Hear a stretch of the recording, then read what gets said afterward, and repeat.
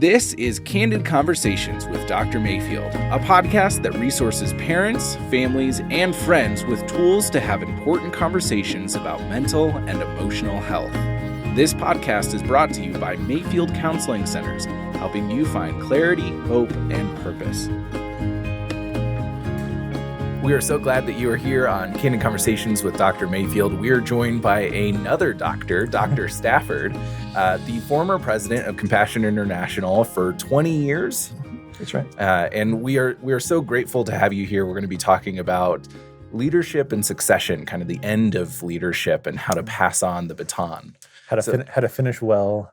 Yeah, which is unheard of sometimes. They say there's no success without succession. Yeah. Well, thank you for being here. You were mentioning before we started recording that you've been with Compassion for 42 years. Is that what you said? 43 years now. I joined Compassion when it was a little storefront ministry in Chicago, no bigger than a 7-Eleven store. That's wild. And it was out of Moody. Was it a Moody? It was okay. No, it was founded by a pastor who went over to Korea to minister to the troops and discovered the poverty especially among the children whose parents had been killed. So it was a small little ministry, and when we're going to talk about leadership and succession, it was a dinky little place. I didn't join it because it was great or big, but I could see the seeds of greatness in it: the heart, the spirit, the focus. We had only 6 parking spaces. I remember when I joined, we only had 30 employees. And there were 6 parking spaces for the muckety-mucks, but the rest of us parked out in the neighborhood. This was Chicago. Right. And every 2 hours, we would get up and go move our cars so the neighborhood wouldn't hate Compassion. Right. What they didn't know is the car pulling out was Compassion, and the car pulling right in behind it was Compassion. Well, and if you're watching and you're wondering why Mark and I are shaking our heads so vigorously, Wes, would you tell us a little bit about what Compassion is now in contrast to that beginning? For those and most of our listeners probably know who Compassion is, but for those that don't, When I started with them 42 years ago, nobody knew who we were. We were so small. But now I've had a front row seat to watching a remarkable ministry really come to life. In those days, we sponsored 25,000 children. That was after a 25-year of ministry. We got to 25,000.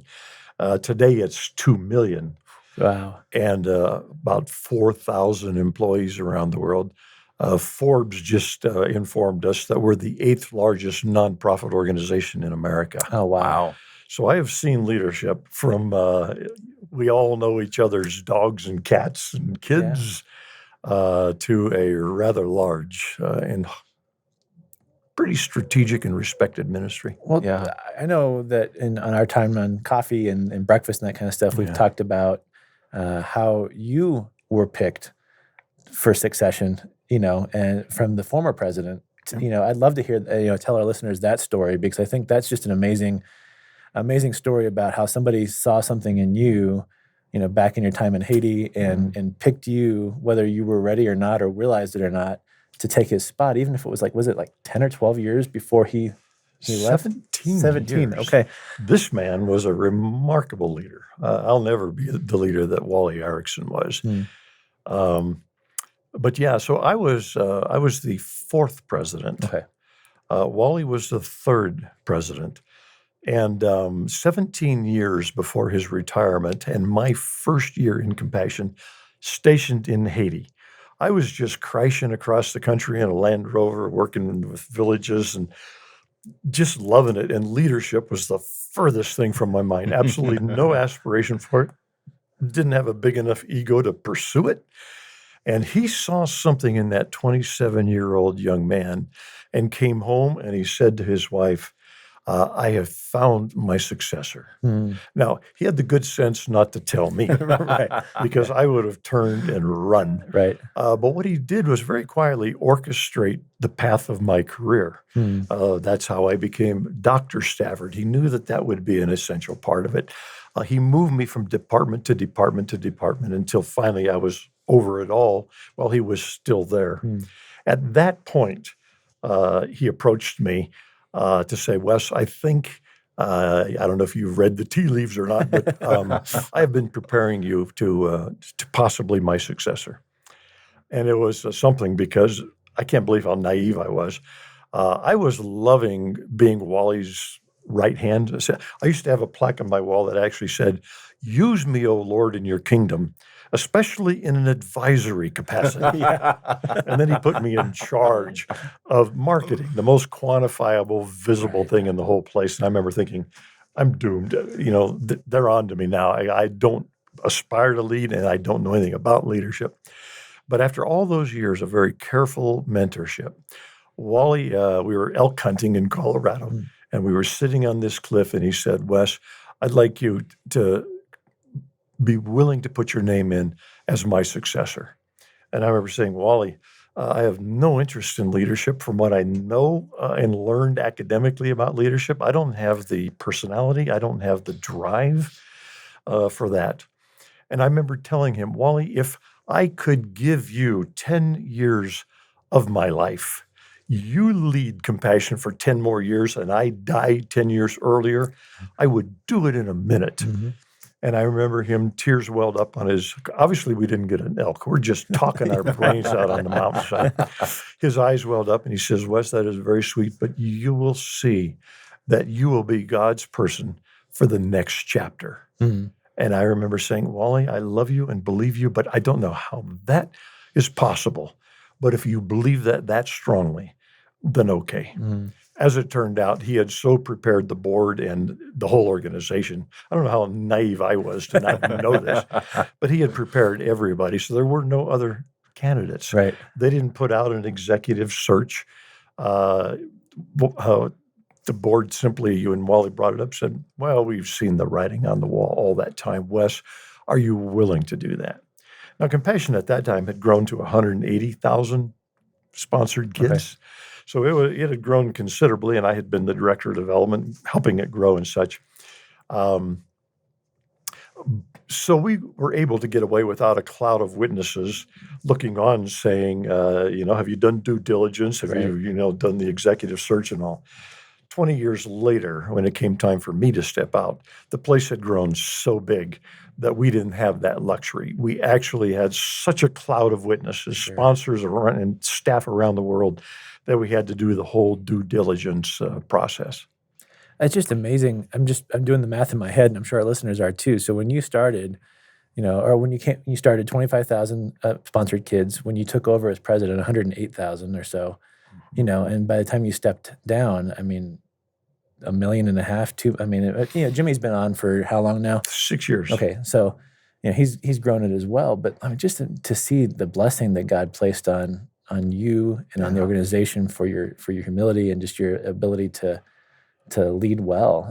That's amazing and humbling. Nobody's more amazed or surprised than me. Yeah. I just had a front row seat to watching this happen. And people have often asked me, Wes, how do you account for this exponential growth of the organization? And my answer is, well, brilliant leadership. That's what I get. They're like, no, that can't be that. Right. So what is it? And what I say is, I believe that it proves that God honors those who honor him. Mm. And if you are doing something this close to his heart and this close to the center of his kingdom, he will bless the work of your hands. Mm. That's just encouraging for us as a Mayfield Counseling Centers, just to hear being faithful and taking one step in front of the other. It's not easy work being on the front lines, but it's good work. It is, absolutely. And you will, you're running a remarkable thing. You will experience this kind of growth. But what I know is you've got the foundation set. Mm. As you grow, there will be more zeros after every number. Right. But that doesn't mean you have to change. It doesn't mean you have to be a different person. So the roots, the foundation is in place. Yes. Growth happens. Right. It's a byproduct of doing everything else right. Yeah, that's awesome. I'm curious about what you talked about, who you were before the leadership role, and that you didn't feel like you had the right personality or the right drive. And I'm wondering if you think that maybe that was actually a benefit to you as a leader, because I've seen a lot of different leaders, especially noted when they come to a point of succession, that power is what they're after. They want the authority, they want the say. And that, I think, sometimes comes with those personalities we say, like, oh, you're a leader because you want anything to do with power. Yeah. What are your thoughts about how that may have impacted your leadership, especially in the time of succession? Yeah. I would say the most dangerous thing about leadership is pride. When you start believing your own press, when you start really loving the applause. Mm-hmm. One of the reasons why I didn't aspire to lead is I had spent 4 years in the Army, and I saw horrible leadership. I had to follow leaders' commands based on how many stripes were on their arm compared to how many were on my arm. And I remember for 4 years I had to follow unworthy leaders. But I should have been paying tuition the whole time I was in the Army, because what I was watching all the time saying, not that, not that, not that, not that. I'm not going to be like that. Then I went off and studied it academically at the master's level, and almost everything I was learning, I was rejecting. Yeah. I mean, it was crazy stuff. I mean, some of the textbooks literally were studying how to swim with the sharks, management techniques of Attila the Hun, what they don't teach you in Harvard Business School. So you're saying Attila the Hun wouldn't have been a good leader for Compassion International? Not in our context. Nor I actually think would I have been a great leader other than in the culture and the context and the purpose of Compassion. It's so aligned with who I was and what I felt needed to happen in the world that I argue this. You shouldn't go looking for leadership. I think leadership should find you. And the way it finds you is you care more than anyone else around, way beyond your job description, way beyond the cubicle in which you work. The bigger mission is your passion, with no regard to where you are in the structure of the organization. As a young guy, I said, this whole thing matters to me because God called me into this. So everything about it that isn't excellent needs to be excellent. Yeah. And silly me, I went all over the place trying to make the place better and better and better. Finally, I remember Wally Erickson, after I'd been in about 5 years, of becoming pretty obvious that I was kind of a mover and a shaker, not for my own advancement, but for the cause. I remember him saying, "Hey, you with a mouth, come here." And that's when he made me his personal assistant. Nice. I sat in on the board meetings. I sat in meetings with major donors. And after those meetings were done, Wally would debrief them. Naive me, I didn't know what he was doing, but he was mentoring me, preparing me for that role. So I think that was a good question, Trevor, and I think it leads into this conversation around why is succession so important? What is the purpose behind succession? We see, and before we turned the microphones on, we were talking about, which Christian leader is going to renounce their faith today, or, it's just, you kind of, hold your breath as you watch the news or turn on social media and that kind of stuff. And it's become an epidemic, if I want to use that word, maybe correctly, or maybe I'm using it to be dramatic. But I think in some ways it's been an epidemic of leadership in our country, especially a pandemic. Pandemic, yeah, there we go. Yep. Of faith leaders and them not finishing well or getting caught in X, Y, and Z. So I think there's two questions there. I think the first one is just talk about the importance of succession and why it was something that was, so with you and Jimmy, it was almost done a little bit backwards, right? You guys did this national search and you found somebody, but then you stayed on, for the last 6 years as a president emeritus to help with the succession, right? Am I right? Or okay? That's exactly. Well, the first few years were to help with succession, because we got Jimmy from outside, right, which nobody would have believed we would do.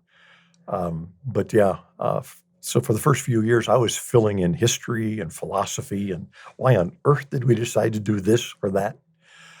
Once he was well in the saddle, then I was just a sounding board, bringing in Compassion's history and heritage.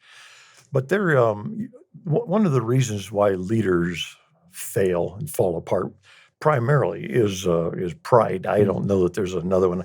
I believe every Christian leader has a bullseye on their chest. Oh, yeah. And Satan knows that if he can destroy the life of a Christian leader, there is a lot of collateral damage, a lot of other people injured. So it shouldn't come as a huge surprise that that happens. But what it mandates of a Christian leader is they walk very humbly and very close to the Lord. I think I told you I grew up in an African village.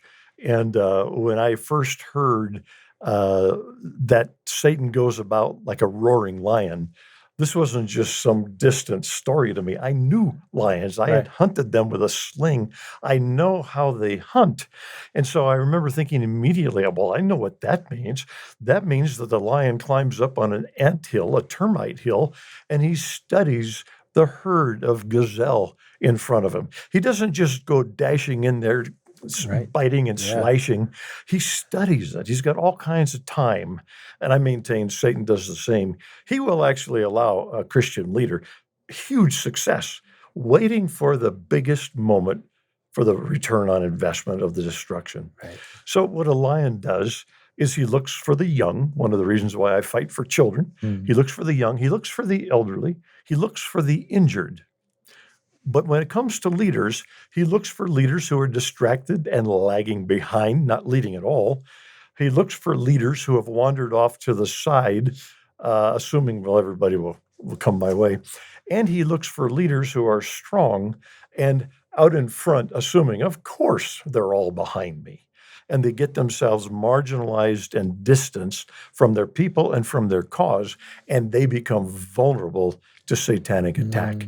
So it is a serious thing for a Christian leader to walk very close with their Lord and humbly with our Lord.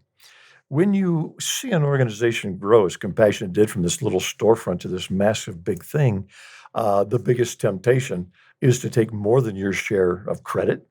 Now, you should take more than your share of blame, but the worst thing a leader can do is take more than their share of credit. But you have got to always have your eye down the road. I used to say to the staff at Compassion, nobody in this organization is qualified for their job 5 years from now. If you don't stretch and grow, there's going to be a wave that crashes over your head and you're going to get left behind. I am not qualified for my job 5 years from now. So staff development, bringing up everybody, it's the job of the leader to keep the focus of what the ministry is about. It's the job of the leader to be the most passionate, the last to give up hope in the hardships, the first to see the silver lining coming out behind the cloud, because you've got a cloud of witnesses who are watching you and your leadership. So the journey is not just grow the organization as big as it can be and as good as it can be, but to prepare the place for the future. And it's a no-brainer if your ministry, as Compassion is to children in poverty, then you are always asking, what's 10 years down the road? What's 20 years down the road? And so it's no surprise, actually, now that I think of it, that Wally was already thinking successor when he had 17 years to go. Yes.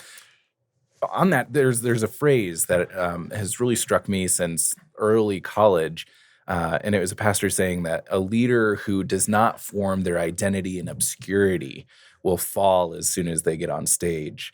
And what I'm hearing from you is this idea that one of the responsibilities of leadership is to prepare in obscurity, maybe not as obscure as they might think, in your case, the next leader, the next person who is going to be qualified one day for that job 10 years from now.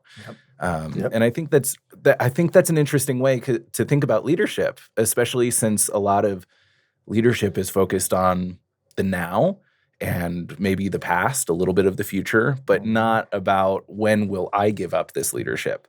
When will I no longer be in charge? And again, that goes to pride. The word leadership. I'm told, never did the count myself. I'm told it only appears in Scripture 6 times. Every other reference to the concept is servant. Moses, my servant. Paul, a servant of the Lord Jesus Christ. And so when you get all wrapped up with management of Attila the Hun, that is not a servant heart. And that's usually where it falls apart. And without a servant heart, you're not worried about the future of the organization beyond your time. So it behooves the leader, I maintain, it behooves the leader of the organization to be the first one thinking about succession. And I have learned the succession at Compassion went really, really well. It's been 6 years now, and Jimmy Miato is strong in the saddle. That's fantastic. Yeah. I've learned that the secret to succession is you want to leave just before they want you to leave. Right. You don't want to outlive your value to the organization. So I, years before I announced to the board, I'm going to retire at roughly retirement age, 65 or so, and it's time for us to start looking for my successor. And they were like, God, Wes, we're hitting on all cylinders. The place has grown by leaps and bounds. Why would you do that? And I said, because I want it to stay that way. Yes. And so I took the initiative to start the succession process 3 years before I was ready to step out. First thing I did was try to get everyone to buy in, to not argue with me that I needed to be gone, but to buy in that the next leader was going to lead a very large organization. Yeah. And so what I did is I did a survey of our international staff. I did a survey of my executive leadership team and a survey of the board of directors. Identical questions, letting them speak into what are we looking for. I reminded them that Compassion is going to be a massive, huge thing, say 15 years from now, when this successor might be doing succession themselves. And so what would an organization of that size, say 4 million, 5 million children, what will that require? So think beyond now and think bigger than now. And I asked them, what academic background are we looking for? What gender, what age, what skill set, what attitude. And the amazing thing, I mean, we're talking leadership out of 25 countries, an international global leadership, and execs who had been around, some of them for 20 years. And what we were looking for when I did the compilation was almost identical. There was no one group that was wildly different. Essentially, and this was unfortunate, essentially what they all said is, we want you 15 years younger. I'm like, okay, thanks, guys. That's not an option. Yeah. So with that, I took all of that data and I wrote up the 21 criteria we were looking for. Here's what I heard about age. Here's what I heard about ethnicity. Here's what I heard about education and all. And I wrote, this is what we're looking for. So the whole organization began looking around at each other. Who shows that? That's what we handed to the executive search group. Nice. I had 6 people that I had been mentoring that were all viable options for the board to consider. But during these last 4 years of my leadership, the place doubled in size. So the minute I put that survey, we went from 750,000 sponsored children to 1,500,000 children. Wow. And suddenly this was a far bigger place. And the board, I think, wisely said, you don't have anybody really prepared for this size place, much less where it's going. We need at least somebody with CEO experience. Right. And that's when they said, so that's going to have to be outside the organization. And can you help us with that at all? And by God's grace, I gave them one name that I had been really good friends with for 20 years. And it was the only name I gave them. And they approached Jimmy Miato, and it was unanimous, quickly seen that God had been preparing him over at Willow Creek Association for this. So it was it was quite a process. Let me tell you very quickly, Jimmy and I met the same year, 1993, that I became president, and he became the president of Willow Creek's Association. Okay. And we were at the Broadmoor right here in Colorado Springs at a little gathering for young CEOs. And we happened to get roomed together over there. The only night I've ever spent in that 5-star hotel. But so I said to him, Jimmy, so what are you leading? And he talked about the importance of leadership development in the church and why that was important. And he went on with enormous passion, as a young CEO would. He turned to me and he said, so tell me what compassion does. Now we're about 2:00 in the morning. He says, tell me what compassion does. And I said, well, Jimmy, almost the same thing, except we start when they're in the womb, or certainly when they're finally going to school. We are preparing leaders for the church around the world. And our hearts burned within us that God, and so we talked till 4:00 in the morning. I love it. And then we prayed, and then we promised each other, you know what? We're going to be friends as long as God lets us lead. So for 20 years, we touched base regularly. When he had a big dilemma, I would bounce the ideas off him. When I did, he would too. That's great. And when it came time, I knew his heart. I had watched him grow an organization exponentially. Yeah. And it was a no-brainer. That's great. I handed it off to a dear, dear friend. I love that, and I love the story of just God's faithfulness. And I'm sure you've probably had many times just to sit and watch, take a step and turn around and look at the history of God orchestrating certain things along certain ways. He knew. I mean, how cool is it to think that in 1993 he knew that you were talking to your successor? I know. That gives me chills just to think about God's faithfulness of, and really, like I've heard you say a couple times, because of the mission, because of the care for these children, it was much bigger than you and anything else. And so seeing God's faithfulness, I'm sure it's just got to bring a smile to your face, It does. One of my greatest joys is to watch compassion thriving under Jimmy's leadership.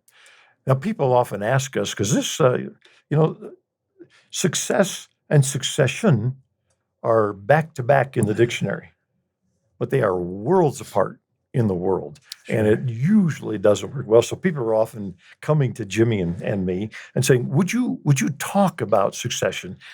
Jimmy, would you talk about incoming leader? Wes, would you talk about outgoing leader? And we've pondered it a bit to think they wanted us to write a book or something. And we've pondered and said, there are certain principles, but there has to be the guidance of the Holy Spirit. There has to be something bigger than just our minds and our passion. So Jimmy and Leanne, his wife, the year before I talked to them, went on a family weekend retreat while their Willow Creek Association was just thriving. And his wife, Leanne, felt or heard God say, I need you to be open to a change. And when she told Jimmy that the next morning, he was like, no. We have built this thing. It's on all cylinders. No, how could God say that? But all right, we'll listen. Be open. Yeah. So when the board asked me if I would approach the one and only external candidate, Jimmy's daughter was graduating from the Air Force Academy right here in Colorado Springs. So he was in town, came to my office. They sat down at my little conference table. And I turned to him when the time was right. And I said this, Jimmy, I wonder if you would be willing to be open to possibly being a candidate for my successor. And I looked at them, both of them, their eyes welled up with tears. And they said, well, since you put it that way, of course, we'd be willing to be open to that. And so who could have orchestrated that I actually used the same word that God had used to awaken them to a new possible chapter? Well, and sometimes, and I'll shout out to my wife, sometimes it's our wives that are the ones that are listening to the Lord a little bit closer than we are. And matter of fact, usually, yeah. Because time and time again, God has been working on my wife's heart going, hey, this is coming. And I'm like, okay. And then, year, 2 years, 6 months. God is amazing with women. I never really hired a key leader at Compassion. I can tell it now, I can show my cards, without them having a meal with me and Donna. Mm-hmm. And when it was done, as we were driving away, I would turn to Donna and say, well, what'd you see? What'd you feel? And sometimes she would say, man, they're amazing. Sometimes she would say, there's just something not right there. Yeah. I never hired a leader at Compassion that didn't have the endorsement of my wife after a 1 hour meal. It's wise. Very wise. Well, Dr. Stafford, it's been great having you, and I think Mark and I would be remiss not to have you back for another episode to talk about maybe leadership from some different perspectives as well. But I'm grateful for you being here on this episode, and I know that for me, and I'm assuming for Mark as well, this has been really encouraging and really insightful into not only our own personal lives, but also as we look at the company Mayfield Counseling Centers and our dreams for the future. And I hope that for our audience, it's been helpful as well to glean some information in the richness of your experience. So we'll have you back. Thank you for being here today. I'm honored to be here. Love what you guys are doing. And it's a fascinating topic, leadership and the succession. Thank you. Yep.